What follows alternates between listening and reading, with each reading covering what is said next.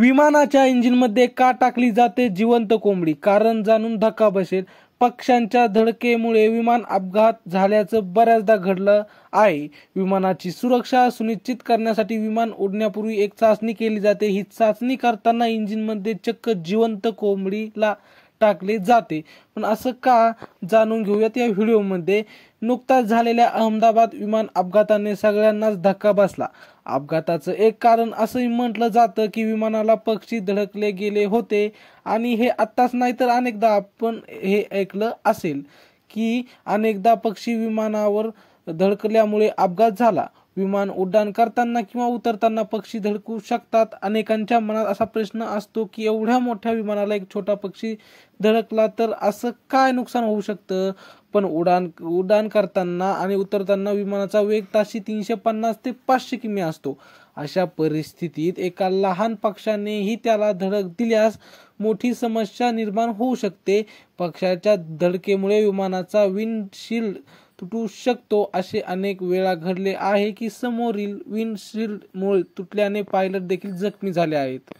जर एखादा पक्षी इंजिनमध्ये घुसला किंवा प्लेटला धडकला तर विमान कोसळू शकतं. पक्षाच्या धडकण्यामुळे इंजिन बंद पडू शकतं आणि आग लागू शकते. यामुळे विमान कोसळू शकतं. म्हणूनच जगभरातील बहुतेक विमान कंपन्या उड्डाण करण्यापूर्वी एक काम नक्की करतात. हे जाणून तुम्हाला नक्कीच आश्चर्य वाटेल. विमान कंपन्या उड्डाण करण्यापूर्वी चिकन गन चाचणी करतात. म्हणजेच उड्डाण करण्यापूर्वी इंजिनमध्ये जिवंत कोंबडी टाकली जाते. ही चाचणी का केली जाते जाणून घेऊयात. चिकन गन टेस्ट म्हणजे काय? सोप्या भाषेत सांगायचे तर ही विमान इंजिन चाचणी आहे. विमानाच्या इंजिनची कार्यक्षमता तपासण्यासाठी जिवंत कोंबडींचा वापर केला जातो.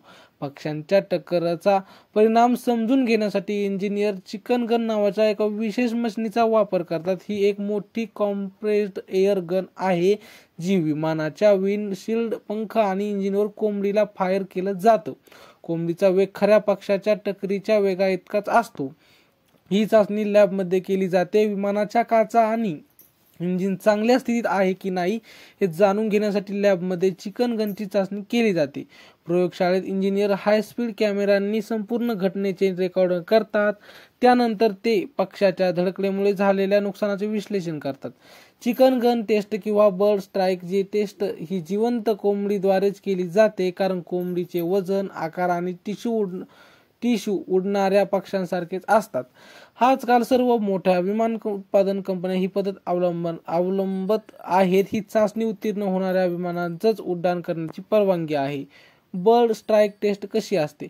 उड्डाणापूर्वी विमानाचे इंजिन, कॉकपिट, विंडशील्ड आणि पंख एका मजबूत फ्रेममध्ये ठेवले जातात. त्यानंतर त्या सर्व भागाची क्षमता तपासली जाते. विमानाच्या उड्डाण गतीसारखी व्यवस्था लॅबमध्ये केली जाते.